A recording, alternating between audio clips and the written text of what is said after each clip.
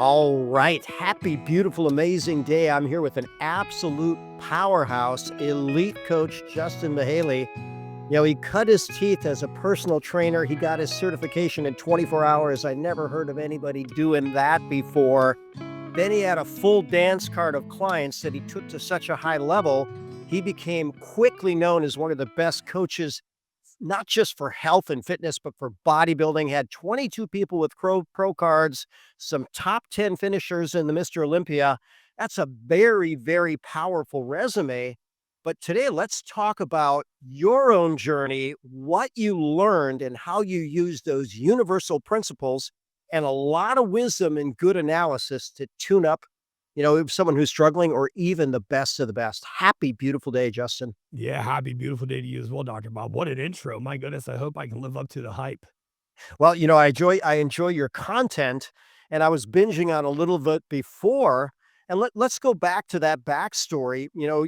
You were a trainer, you were just getting started, and all of a sudden you were thrown into the fire. So let's talk about that. And by the way, I think it's a good bridge because that seems to be how you live your life. You said, I don't believe that you were the worst person on your college track team. I do believe you're the hardest working because Yeah, you certainly appear to be that. I appreciate that. I ran my first 2 years at University of Cincinnati, Division I college track. Wasn't near good enough. I was a walk-on. So my collegiate teammates had a nickname for me, TO. I was one of the only walk-ons that came on. So when you get the official roster, when you first get to college, there's the people that are on the team, and then there's the tryouts. And I was one of like the 30 some tryouts. Not many of us made it. They're very grateful that I made it. I only made it for my hard work. I did not make it because I was super skilled. If an athlete's going to work hard and he's 18 years old, a coach is going to take an opportunity on him. Well, I performed the best I could, and it was not near good enough for the Division I standards. So after 2 years, I say, what do I do? I loved being in the gym and just being around it. And human performance was fascinating to me. I was an exercise physiology major at the time. So I got a job at LA Fitness working the front desk. After I was there 6, 7 months, opened up the gym at 4:30 in the morning. Um, Training director came to me. Hey, all my trainers are leaving. They're starting a gym. I've got a full book for you tomorrow. Can you get your training cert? Yeah, you guys going to cover that? No. Oh, I need to come up with money. At this point in my life, I was 19, 20 years old. Dr. Bob, I had never once had over $1,000 in my bank account. And, a personal training cert was more than that. So I called my family, played telephone, was able to get money, got the cert. I stayed up all freaking night. And then my first ever client, his name was Tom Mays. I'll never, ever, ever, ever forget it. It was the following morning. And ever since then, holy cow, I never saw this coming. But when I started, Dr. Bob, online training wasn't a thing. So I'm 32 now. It's like 12 years ago. There wasn't like online training. There were Instagram health and wellness people sharing a bunch of information. So that wasn't a thing. And then I got exposed to it. I was dating somebody who had she had a huge YouTube following. And I like shared some tips in her YouTube video. And all of a sudden people like hit me up for more tips. And then all of a sudden I'm charging people like $25 a month, $50 a month for coaching. Well, you don't make a lot of money doing that. So it snowballed, I started Team Mihaly, started contest prepping people. That fell into my lap as well. My sister's best friend wanted to do a show. I was like, let's try it. And she actually balled out. She went nuts. And man, Team Mihaly turned into Together More. We had 6 straight years of 7-figure revenue. And now we have the Elite Coaching Academy and then my one-to-one fitness cohort, which is the Elite Fitness, Elite Functional Health. And we're absolutely disrupting the world of health and wellness. And that's what I want to do. Well, you know what? There's so many lessons from that. And, you had a recording on Instagram where you talked about whatever follows I am is most important to you. So, you are lucky, but and I know you create your own luck. You put the hard work in, you put the reps in. So now you're excited about dispelling some of the myths that are out there. And let's face it, if we had good information and acted on it, we'd have a lot better result than what we're currently having. So what's your favorite myth to bust? I love metabolic health stuff, cardiometabolic health. Uh, I believe a lot of disease, a lot of issue we have is rooted in just simply bad metabolic health. I talk a lot about the cholesterol stuff, talk a lot about LDL, and I just made a post yesterday on LDL. Hey, yeah, listen, you probably can't have atherosclerosis without LDL being present, but LDL is not the reason that it's there. So I love chatting about that. But the favorite piece of work I learned from someone named Ray Pete, who's absolutely fascinating. And it was about body temperatures and how body temperatures give us the most accurate inside look on what's going on with our metabolic health. And really, metabolic health and mitochondrial health kind of go hand in hand. How well your body is able to utilize oxygen as the final electron transport for ATP to be created in a mitochondria, how well it's able to use that to work through fats and glucose to be able to be turned into ATP. This is the gigantic bottleneck that a lot of human physiology has right now. And there are a lot of stuff. There's a lot of endocrine disruptors. There's a lot of stuff in our environment, our food, and just in our lifestyles. Like, man, we're really stressed in America. Like, it looks like you're in a sunny place. Like, I'm sitting here in a podcast studio with no natural lighting. I've got, this blue light shining on me, more blue light stuff there. Like, the environment that we're in very much so disrupts this. Our circadian health isn't very good.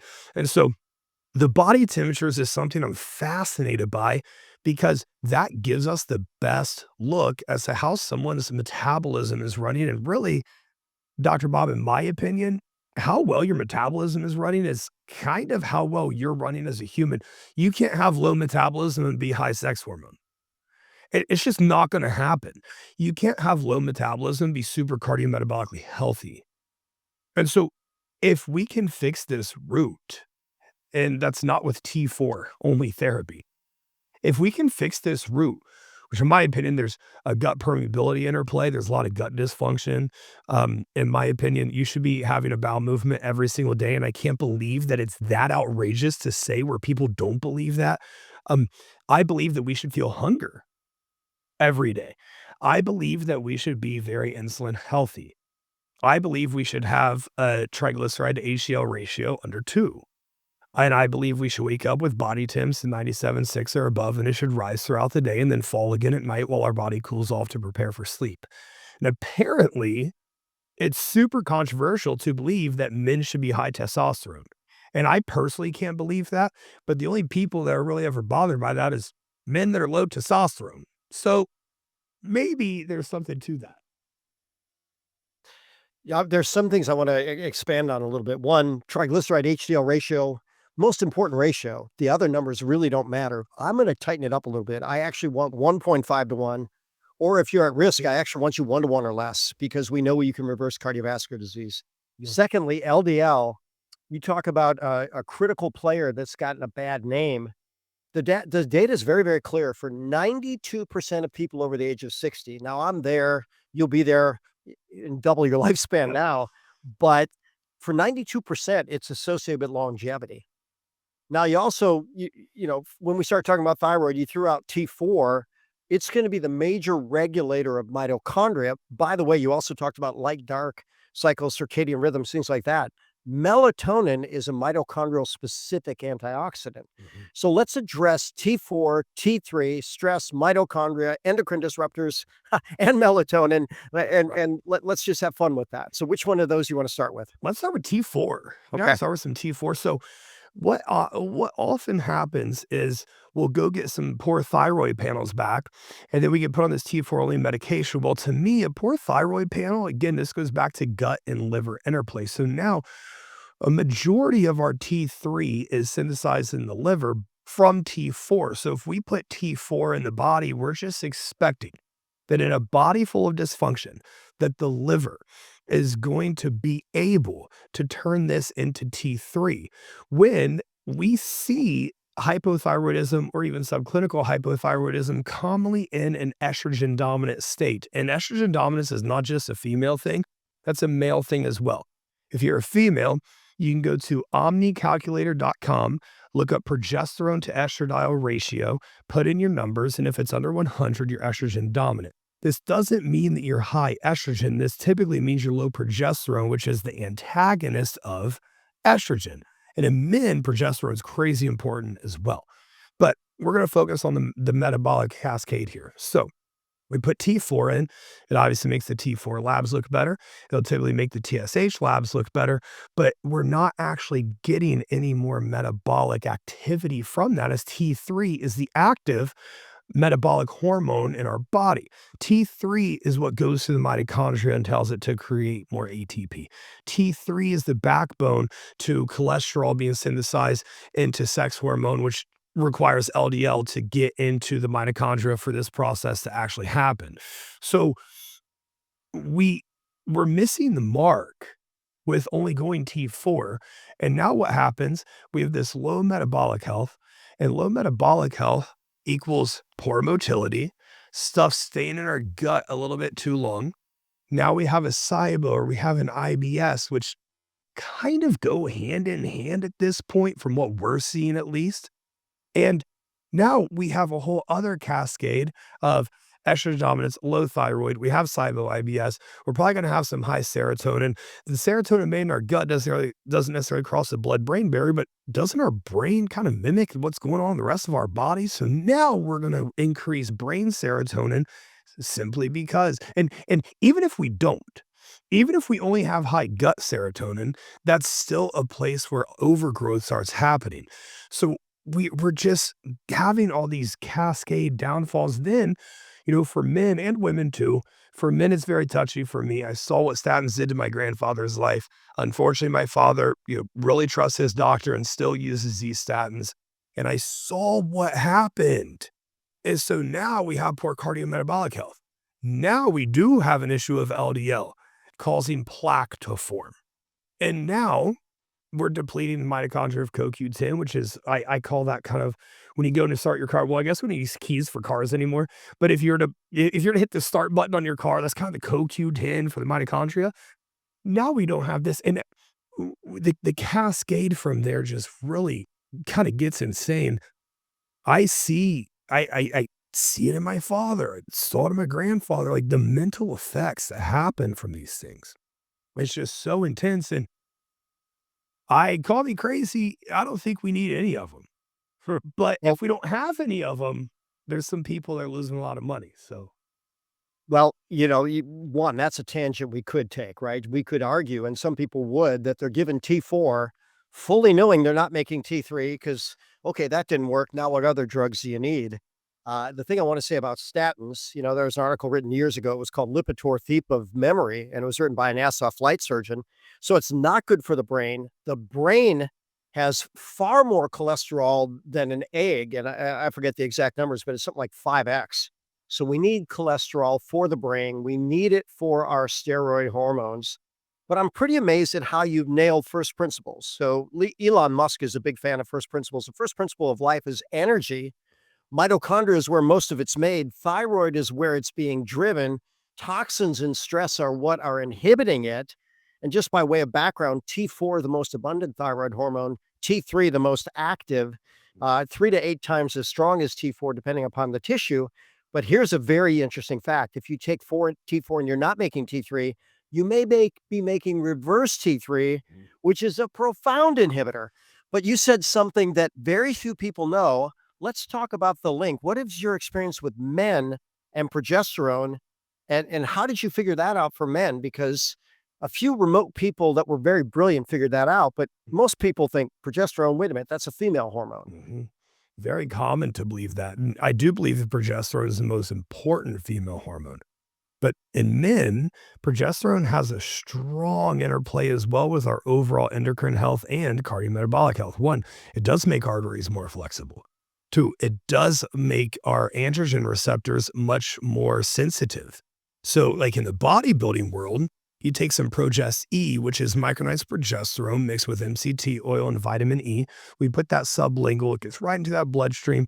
It still undergoes a first pass metabolism, but much more of it's going to get used as it's already in the bloodstream. It's not really waiting to get there. Um, and so in the bodybuilding world, it's like, oh, wow, like less PEDs are going way further for people. Like, this is kind of amazing. And is that not like the goal? But in men who are on TRT or even men who aren't on TRT, I like to say that remember when you were a kid and you had a cold or the flu and you were sitting there kind of shivering and then your mom would put a warm blanket on you and it calmed you down. Dude, we're going through this life in this sympathetically driven state. Our adrenals are shivering. And they're constantly working and pumping because we have low metabolic health. We put some progesterone in there. That's the warm blanket on our adrenals to calm them down a little bit, to get us more parasympathetic. Now we recover better. Now we think better. Now we're less emotionally driven. We're not like dull from emotion. I'm saying we're less reactive and we're much more in control.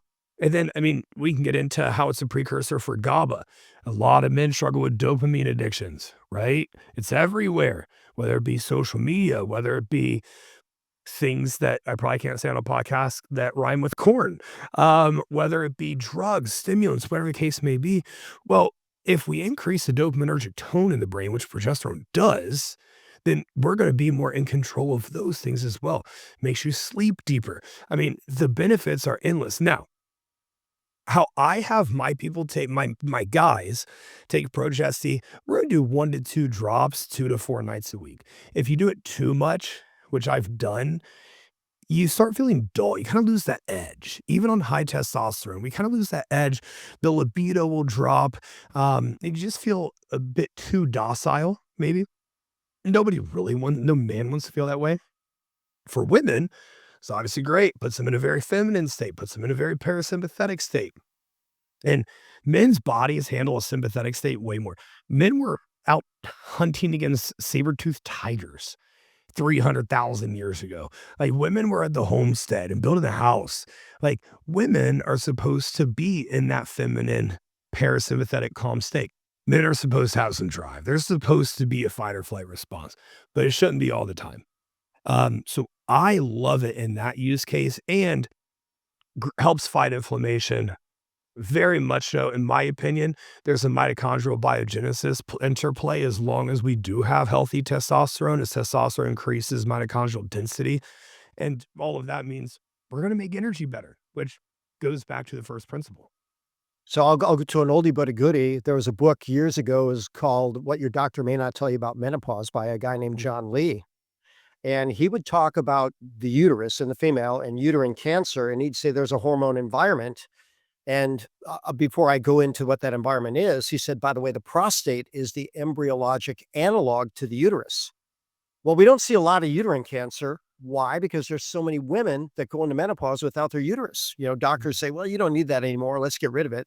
We're realizing that's a bad idea. Mhm. But hey, we don't remove the prostate without causing problems. And the problem is low testosterone, high DHT, high estrogen, low progesterone, high insulin, high cortisol. And interestingly enough, it's actually insulin resistance that is the primary depleter, in my experience, of progesterone in women. And more than 90% of women have it. So, what about this insulin resistance? And why don't we address calories in, calories out? Because you're wisely outspoken about that. What's the flaw to that thinking?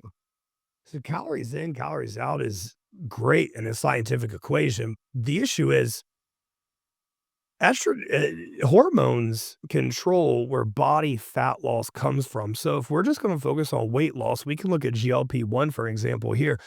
On GLP-1s, like 60% of the weight being lost is from bone density and lean body mass. So losing weight might not actually be all that beneficial to our longevity. Not just longevity, our quality of life, if we're losing all this muscle mass, which is way harder to build than fat is to lose. So are we just going to act like estrogen dominance and low progesterone don't greatly affect metabolic activity? Because they absolutely do. An estrogen dominant state is going to raise RT3. An estrogen dominant state is going to make it very difficult. I have an analogy I would love to make for you and get your intake on this. So we make T4, it gets given to the liver. When it goes to the liver, that's the center hiking the ball to the quarterback. The liver is the quarterback. It's going to create T3 and it's going to try to find an open mitochondria. It's going to find an open receiver for that T3 to go to. When it finds an open receiver, it's going to throw that pass.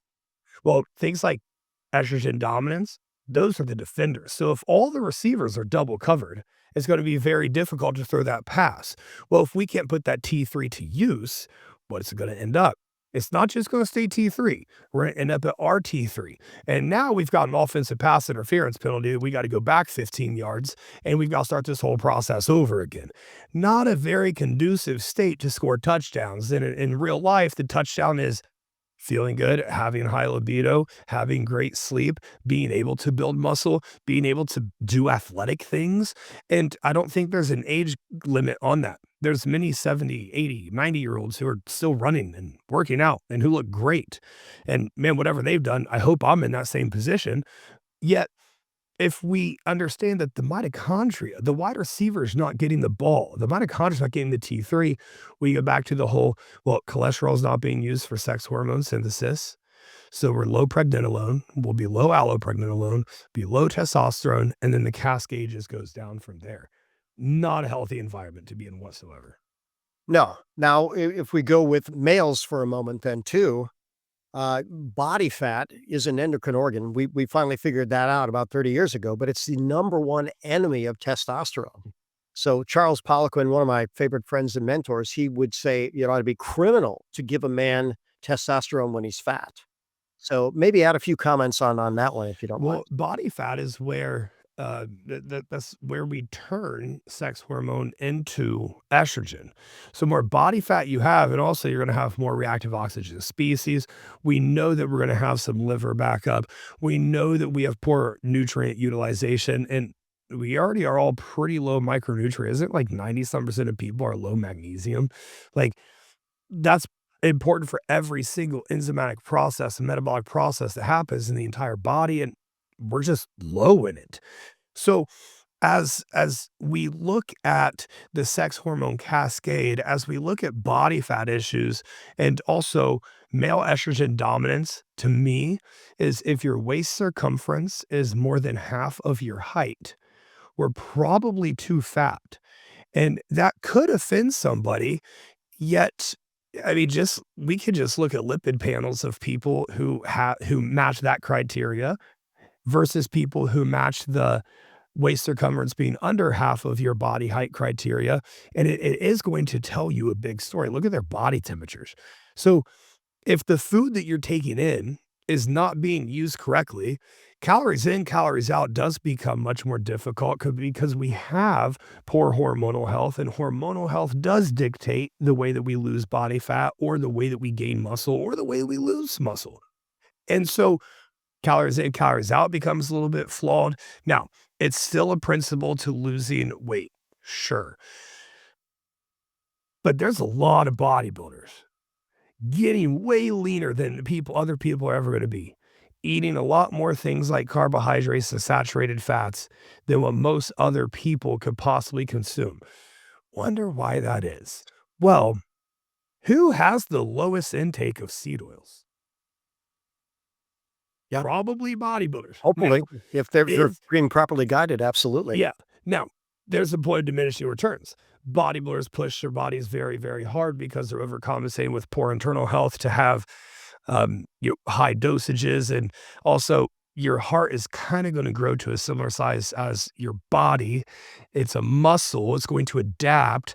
So there is, enlargement of left ventricle hypertrophy that occurs. It does cause issues, but I think that we could probably eradicate all of that.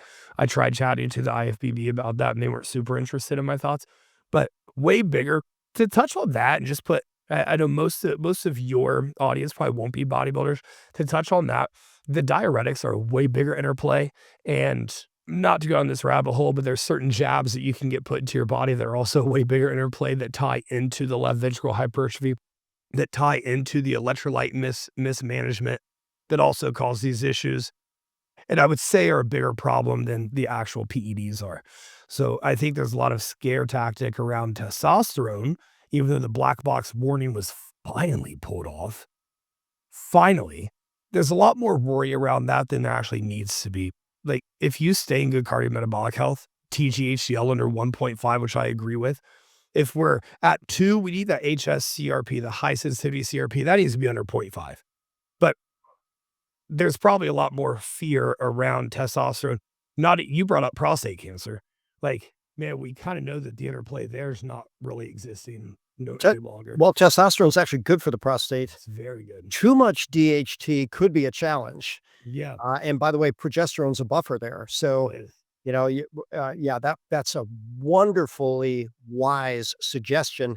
And reality is, I'm thinking that most guys, certainly that are coming to my office, have never had their progesterone tested. Some have had their estrogen, but it's pretty doggone rare for progesterone to be tested. Yeah, it is. And, we have our people do these full comprehensive panels. We love looking at Dutch tests. We love looking at GI mass. We love looking at HTMA, all that. The reality is, off of your HRV, off your blood glucose, off your body temperatures, off your waist circumference, we can get a pretty dang good reading about your internal health just from those things. And, the lab work is a nice bonus to have, but those are going to be our biggest movers. Well, one, congratulations on being strong enough to move people without that much leverage. I used to teach, and I still teach to some degree, in-office diagnostics and bioterrain. And I share that absolutely famous quote, give me a lever long enough, a prop strong enough, I'll move the world. But the stronger you are, the less lever you need. And if you can walk up to someone and say, you could spend $20,000 on lab, people could do that. Or we could look in the mirror and we could measure your waist and we could do $100 worth of blood work. And if you actually know what you're looking at, that should be very sufficient. What I find is a lot of people say, well, I want to see the hard data. Okay, fine. Let's spend the money and get the data. But reality is, if we get you making healthier choices, you're going to come out healthier. Yeah, I couldn't agree more, Dr. Bob.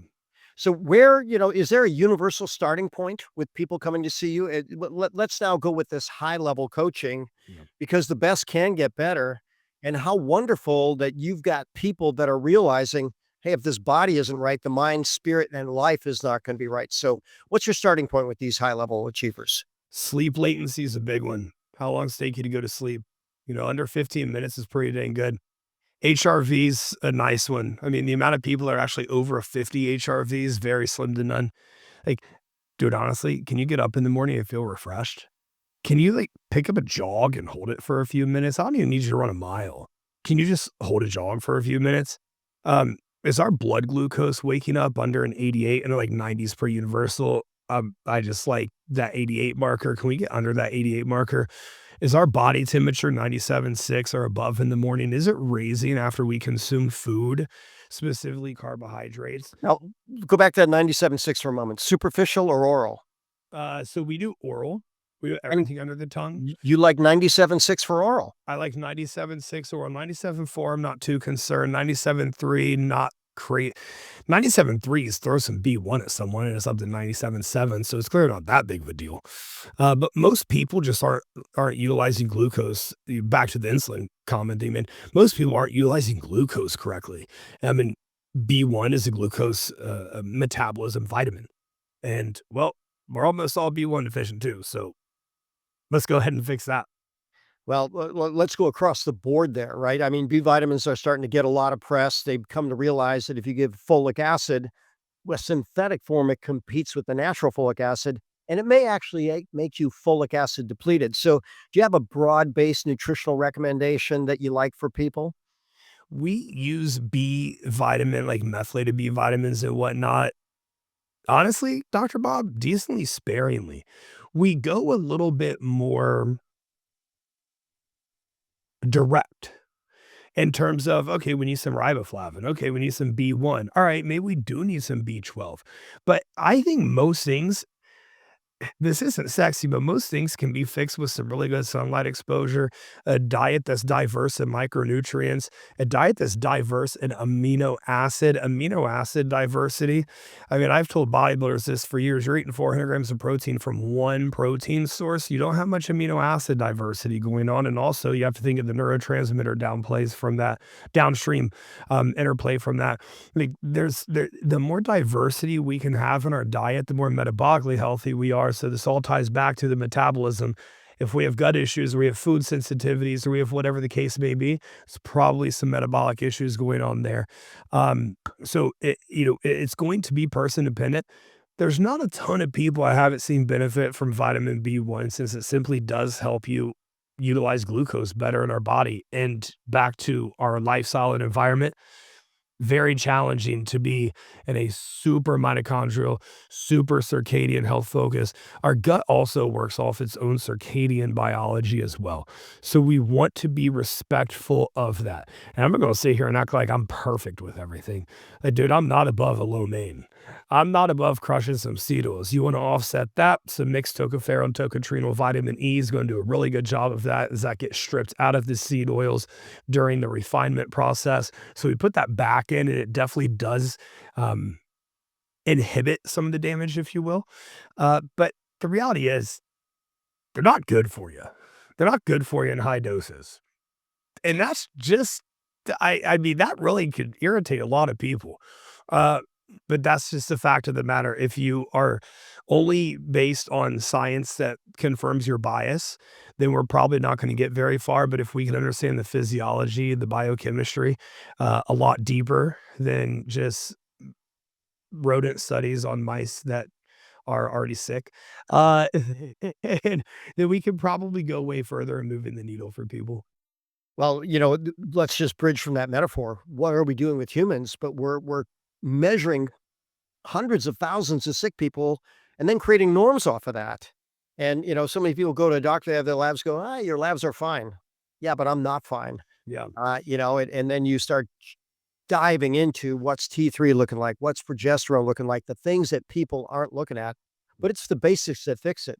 So, if we were to talk about, I call them the big four: stress, toxins, malnutrition, physical inactivity, and in stress, I'll throw in sleep. What would you rate as you already threw out sleep as the number one. So let's go with toxins, malnutrition, physical inactivity. How are you going to rate those in terms of what most people are going to need to address next? Well, the inactivity might be number one because everything else is a little bit downstream from there. Like, I don't know a ton of people who go train their ass off at 6 o'clock in the morning that have shit diets the rest of the day. Fair enough. Right? I don't know a ton of people that train at 10 PM at night that have low stress. So maybe we go inactivity into a malnutrition, into the stress, and then into the toxin. I believe that's how I would, because if we have the inactivity and we're constantly sweating and we're put our body in an environment where we are able to take the trash out, which is our liver's job, that's liver bile's job, is to take the trash out. The toxins are the trash. Then, maybe we can handle that. If we have a micronutrient surplus in our diet, then a lot of bases are going to be covered from the way that our body is simply operating from a biological standpoint.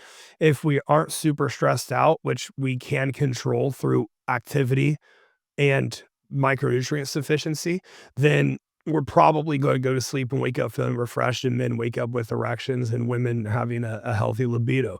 And then from there, I think the toxins compound the most in the most unhealthy people. So if we fix all those other roots, we'll probably be good. I like how you said that. The rich get richer, and those that are struggling tend to struggle more. So It's not let's rocket science. let's get on that path to rich. Going to do a quick commercial break here. We're sponsored by bettercoffeeshop.com, the world's healthiest gourmet coffee, reishi infused.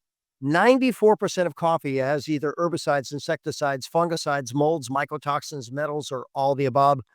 Ours doesn't. Go to bettercoffeeshop.com and order yours today.